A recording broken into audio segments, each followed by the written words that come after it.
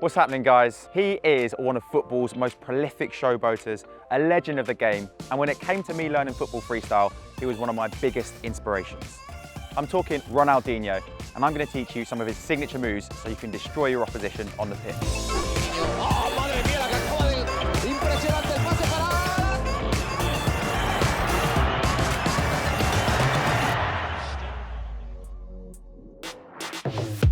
para... Treino, né? Desde criança, né? Sempre, né, buscando treinar bastante. Então, ficava treinando e depois nos jogos acontecia naturalmente.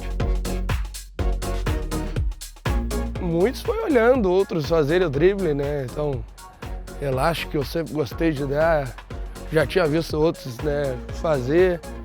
Então, depois fui aprimorando, treinando.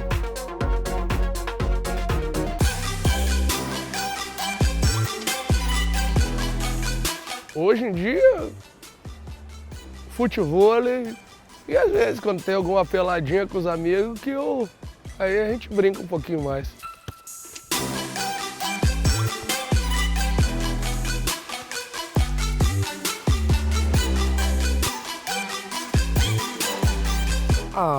Nem sempre saía certo, né? No começo, aí ia treinando cada vez mais, mas treinava todo dia, né? Quando pequeno eu ficava a maior parte do dia com a bola no pé. Cara, eu por ser atacante, meio campo, né, sempre que eu tava perto do gol adversário, perto da área do adversário, era a hora que eu mais gostava de driblar.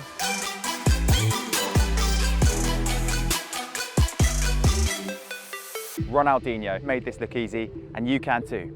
Let's get into it. So when you start doing the flip flap, there are two steps that you kind of need to learn in order to break it down to build up to doing the move like Ronaldinho did it. So the first part is what you're doing with your strong foot, or should I say your right foot in my case. So that part is the touch that you're getting on the ball, or it's kind of two touches. You're doing them quickly enough so that it feels like one touch. So the way to do that is you're moving up to the ball, and the first touch comes with the outside of the foot here.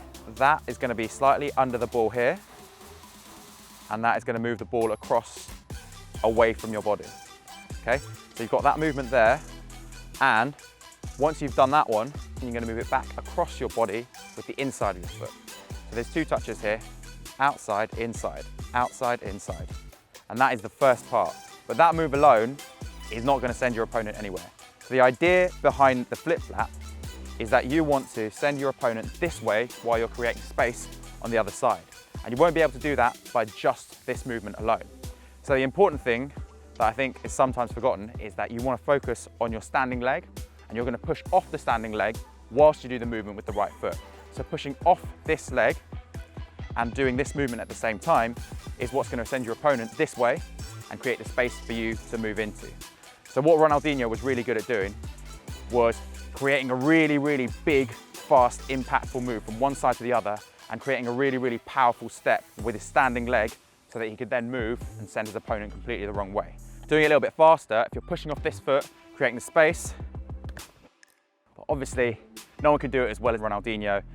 If you really, really push off this foot and create that space for yourself, that's how you can get a little bit closer to doing it like the master did it himself. So another thing to remember is that you need to keep the foot that you're touching the ball with very, very relaxed. So all the muscles on this side, especially in your ankle, need to be really relaxed, because when you're touching the ball from this side and moving it across to the other, you're starting with your foot bent in like this.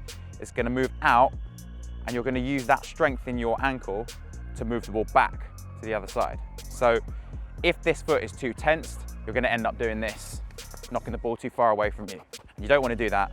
So remember, you want to keep the foot that you're touching the ball with really, really relaxed. Okay, so the muscles need to be relaxed so that you can get from one side of the ball to the other, like that. There are different ways of doing this move. From a standstill can be really effective, but it can be really great if you do it on the run as well. So there's two things to remember about this one. As your opponent's coming towards you and you're using the outside of your foot to dribble like this, you're already getting yourself prepared to do the move. So as they're moving towards you, moving, then you're moving into this space. So you need to be ready to sprint out into that space that you've created for yourself. Because if you do the move alone and you're not ready to run into the space that you created, then it won't have the same kind of impact.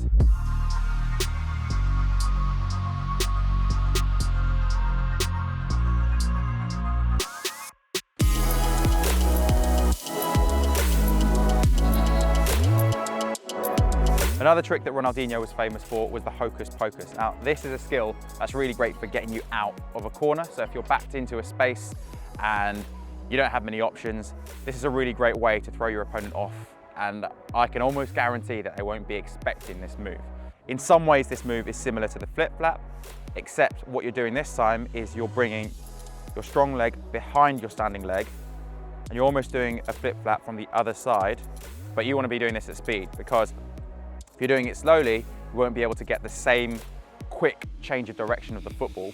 And because this is such a normally unnatural movement, that is what throws your opponent off.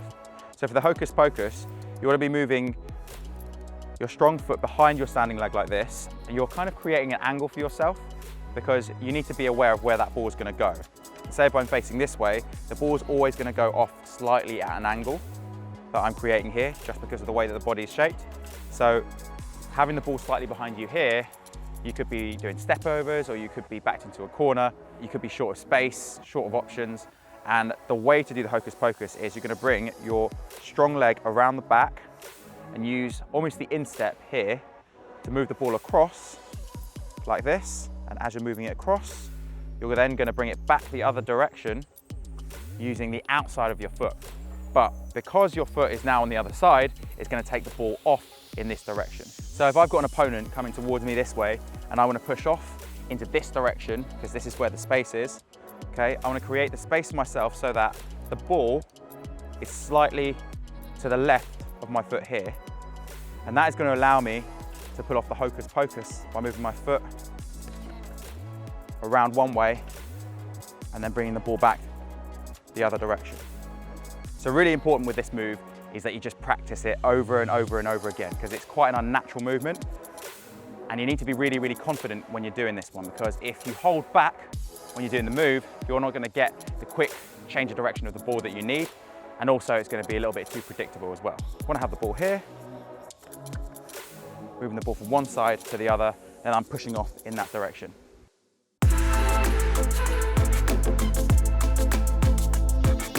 Another thing that Ronaldinho was really famous for was for killing the ball dead from a height. Now there are a few things that are important about this. Anticipating the flight of the ball so that you know exactly where it's going to drop, and then positioning your body so that you're getting yourself underneath the ball. The reason for that is because if the ball's dropping and you're far away from it, you're going to have to stretch your leg out. That makes things a lot more unpredictable.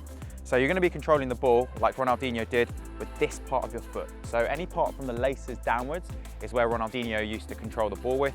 So obviously when the ball's coming at you from different angles, you can control it with your instep, with the inside of your foot or the outside of your foot. Sometimes you're using your thigh.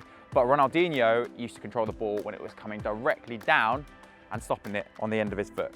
So essentially what you're doing when you're bringing the ball down from a height is you're taking the shock out of the ball. You're absorbing that shock using the end of your foot.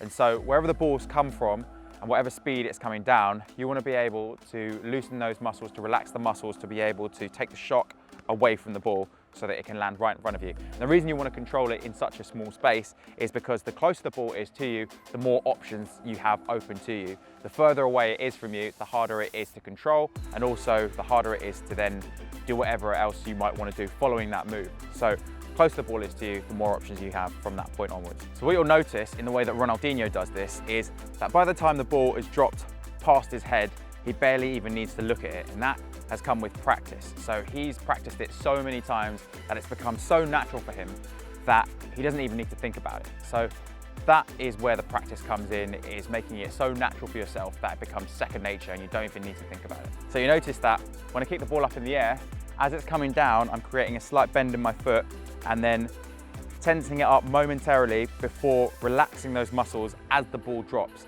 So the moment I want to relax the muscles in my foot is as the ball makes contact with it. And that is what takes the shock out of the ball as it comes down and allows it to stay dead on the spot. So as the ball's in the air, I'm going to tense my foot up and then momentarily just loosen those muscles, relax the muscles so that the ball can drop down onto the ground. So remember, it's all about repetition. Practice, practice, practice. Just keep doing that, and hopefully you'll be on your way to controlling the ball just like Ronaldinho.